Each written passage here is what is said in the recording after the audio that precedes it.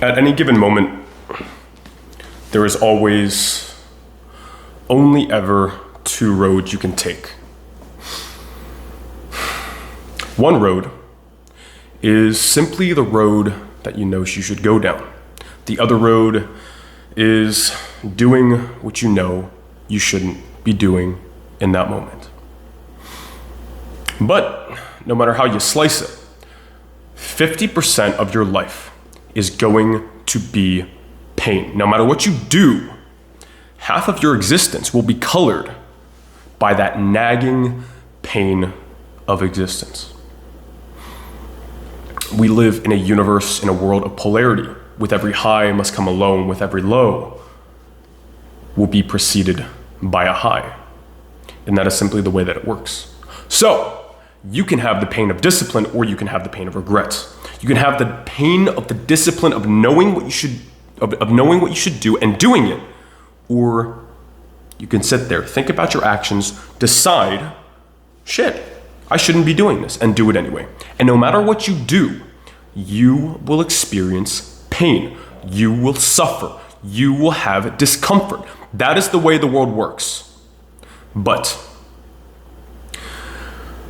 the pain of discipline, and this is simply coming from my experience, so if you have different experience, let me know in the comments, but whenever I choose discipline, the pain of discipline, the pain on the front end of paying my dues before the pleasure comes, that pleasure is always sweeter and the pain is less expensive. That is simply the way I've experienced it. Whenever I have front-loaded pleasure and then gotten the check, the bill for that pleasure at the end, it is always vastly more expensive than what little bit of stimulation, pleasure, and dopamine I got on the front end. So simply take my experience and apply it to your own life and see what happens. Instead of craving numbing yourself out with weed and alcohol, and craving stimulation with nicotine, excess caffeine, and Adderall, and instead of hanging out with these bimbos from Miami and women who you are building nothing with, and going on those websites that start with a P or an X, instead of doing that and then getting the bill, the suffering, the pain on the back end, choose not to, because the pleasure of the discipline that you're going to build is so much more worth it. That's why I truly believe semen retention. No matter how many times I go back on my word of trying to do semen retention and failing, because I am an imperfect man. Totally, I have not conquered this thing, and God so help me, I hope I'll conquer it at some point. This demon of lust that still possesses me from time to time. No matter how much I try to ignore it, this is the path that God has chosen for me to walk. And if you're watching this video, you have probably been called to walk the path of celibacy as well. And it's something that if it doesn't resonate with you, click off the video, bro. It's not a big deal. But if you feel the wisdom in my words of what I am saying, of being disciplined and conscious of how you spend your energy, of choosing discipline and not chasing pleasure and stimulation, because the peace that you feel of the discipline that you build in your life is so deep, that resonates with you. You can never ignore it. You can never unsee what you've seen once you've done semen retention for a couple rounds, a couple streaks, 15 days, 30 days, 90 days. You do a couple rounds of that, you can never go back. And that is because this stuff is powerful. This stuff is truly powerful. Discipline, the pain of discipline, always is less painful than the pain of the regret of not doing what you know you need to do, or doing what you know you shouldn't be doing. No matter how you slice it, the way this universe works, 50% of your life will always be suffering, will always be pain. I know there's a lot of benefits to semen retention, and it's true. There are a lot of benefits, and there's a lot of fucking amazing things. But at the same time, half the days, 50% of my day, Half the days in the week, I feel like crap. When I'm off semen retention, I also feel like crap half the time. But the difference is on semen retention, I am the one in control. I choose to go head first into the pain, and I am still the decider of the actions that I will take. I am the captain at the metaphorical steering wheel of my own ship. And when you compare and contrast those things of being a victim to the circumstances of your life and being dragged around by your ego, by your mind, by your addictions, and you compare that with being the one in the driver's seat of the decisions that you are making, there's no comparison. Because when you actually take that steering wheel and you say, no, I will not indulge in my addictions because I am the driver at the driver's seat, you regain your power, your will, your self-sovereignty. Sovereignty has nothing to do with the amount of money in your bank account or the amount of things you superficially owned, by the number of friends you have, or by what you can and can't say. Self-sovereignty is about you reclaiming your energy and the depth of your soul. And that may sound woo-woo and ungrounded and non-tangible. And that's okay. If you know, you know. If you know, you know. What is it if a man gains the world, but he loses his soul? That doesn't resonate with you. What benefit if you gain the money, the status, and the girls, but you lose your energy, your mental power, and your fortitude, and your will? All of these things point to the idea of self-sovereignty.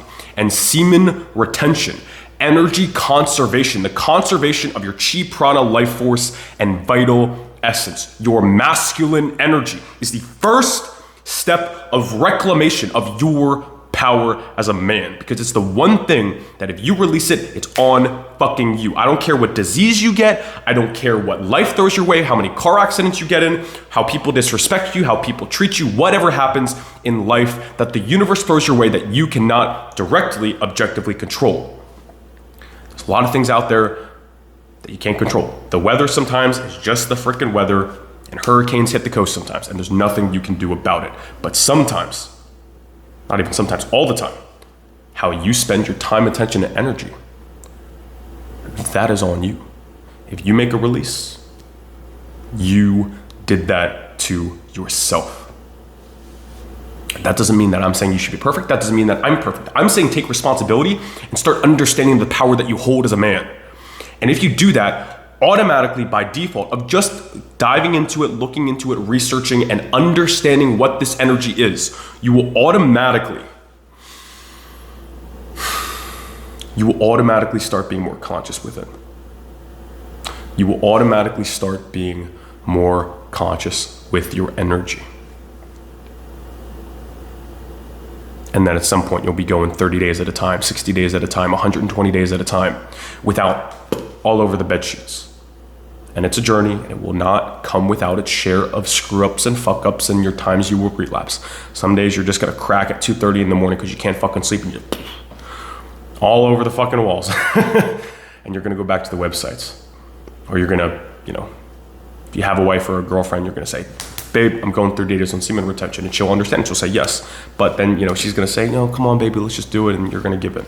Because we're humans who are flawed and are not perfect, and that's okay. But you must get back on the horse and continue doing this practice if you know you need to. If you hear my words and you're like, this sounds retarded, and that's what you truly believe, that's cool. I respect your opinion as well, and that is your life path. Like, you don't have to do this practice. It's not mandatory. It works for me, and I could not live without this practice of energy, chi, and prana conservation. But if you can do it without it, that's cool. If you feel like you always need to take the edge off in that way, that you always need to indulge with the websites or with your girl, super cool, bro. But with every high will come a low. So you will get the check for that pleasure at some point. Maybe you can avoid it for a couple months or a couple years or decades. But at some point you will feel the effects of indulging in that pleasure and taking the edge off. Or you can live on the edge and gain the pleasure of being disciplined with your life force energy and with your other addictions as well. You need to stop taking the edge off, is what you need to do. You need to stop taking the edge off. Humans are such weird creatures. We love taking the edge off. Oh, I just need a fucking like cigarette. Oh, I just want to like pop a Xanax and like drink a beer and just like chill back and fucking watch a movie. Just because the pain of existence, just the pain of existing in this world is so freaking difficult. It is, it really is. Existence kind of sucks.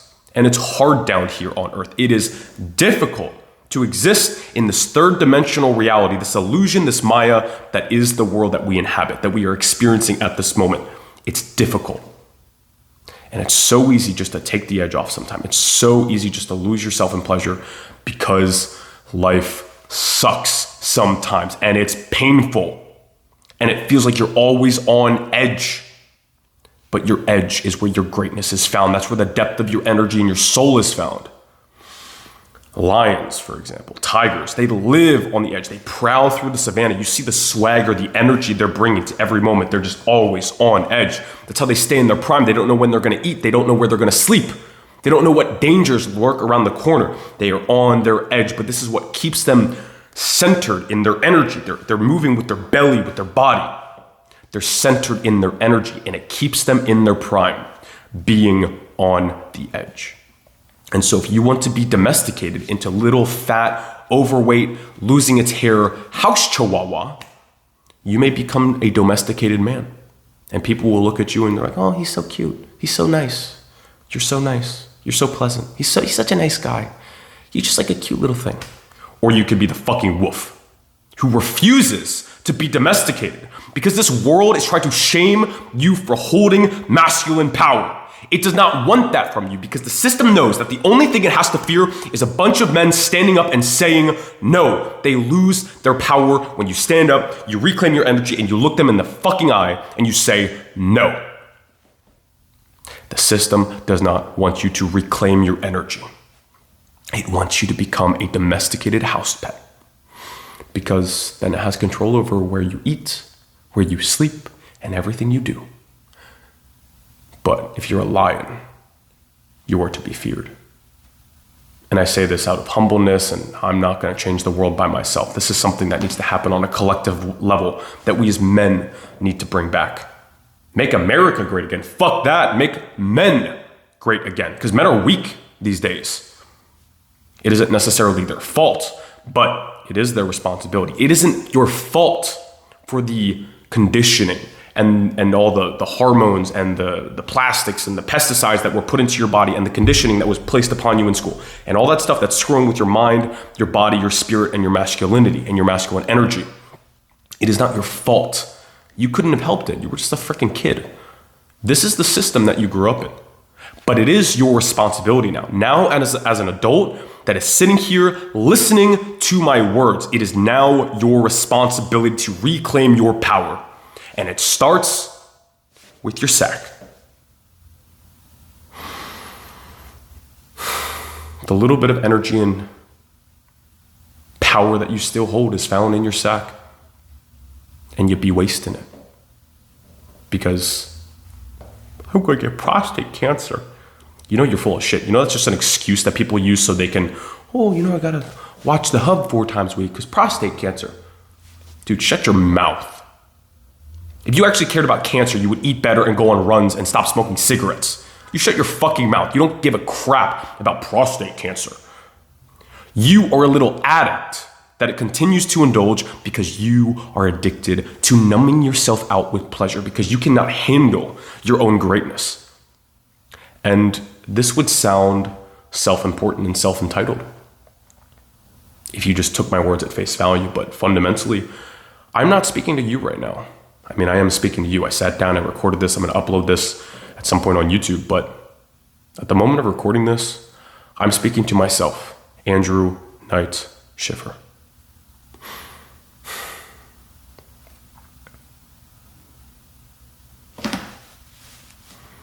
I need to stop taking the edge off, really.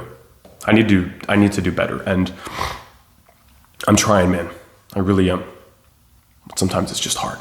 It's just really hard. Because life is just painful, and there's just like, your mind is a fucking motor sometimes, and it just won't shut the hell up, and you just want to numb the edge, the sharp-edged knife of existence. It's just painful to be alive. And sometimes it's easier just to pop open a beer and jerk off and whatever, your current indulgence of numbing yourself is. It could be weed, it could be nicotine, it could be whatever, right? But God so help me, at some point I will get over my addictions of lust and drugs and all this garbage. All this garbage that we currently societally accept as normal. It's kind of acceptable just to go out every weekend and get hammered. It's acceptable to puff Colorado herb 3-4 times a week. It's just acceptable to puff your nicotine vape, go on the websites and have a girlfriend that you love, but really you don't care about her. You're just using her as an excuse to use another person to masturbate with. Basically, that's all you're doing. You don't care for her. If sex wasn't in the picture, you wouldn't be with her. You don't care about her. If she got cancer and she couldn't give you sex, you'd probably go fuck some other woman. You don't actually care about her. Shut your mouth. You are an addict. I am an addict in recovery. This isn't about me shaming you. This is about me speaking to myself. And hopefully you can learn something from what I'm saying. I will not be perfect. I will continue to have screw-ups, but hopefully I can do better and share with you what I've learned.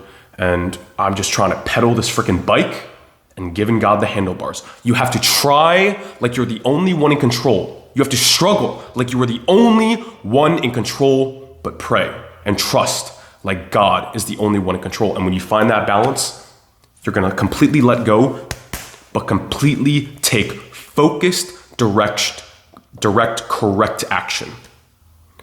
When you take the correct action, when you go into your intuition, decide what you need to do and take that action with no hesitation. You decide what you need to do, you visualize it, boom, you manifest it. But you also give up the fruit to God. You say, I will plant the tree, I will water the tree, I will take care of it, but the fruit is not mine. If I get the fruit, amazing.